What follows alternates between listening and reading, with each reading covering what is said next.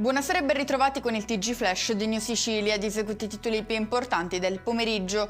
È scontro tra il presidente della regione Schifani e i vertici ANAS nell'ambito delle lunghe code degli ultimi giorni sulla A19 Palermo-Catania. Il governatore parla dell'azienda come poco collaborativa nella ricerca di una soluzione. Per questo in una nota ufficiale chiede di rimuovere il responsabile ANAS in Sicilia. Si è concluso con una condanna a 12 anni di carcere il processo di Giovanni Lo Sciuto, ex deputato coinvolto nell'inchiesta Artemisia. Al centro del procedimento i presunti scambi di favori e informazioni riservate con alcuni membri delle forze dell'ordine in cambio di assunzioni e vantaggi economici.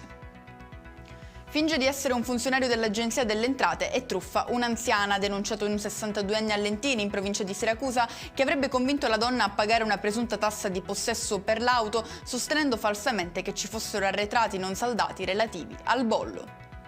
L'anticiclone Pluto non allenta la morsa in Sicilia, ne sono la prova ben 15 incendi divampati oggi sull'isola, 3 ad Agrigento, 4 a Caltanissetta, 2 a Catania, 3 ad Enna e infine 1 a Palermo, Ragusa e Siracusa. Ma la giornata di domani non sarà molto diversa, soprattutto da Agrigento, per la quale è stata diramata un'allerta incendi rossa. Arancione invece sul resto della Sicilia, si attendono temperature fino a 37 gradi. E con questo è tutto, prossimo appuntamento lunedì alle 13:30. Grazie per averci seguito, buona serata.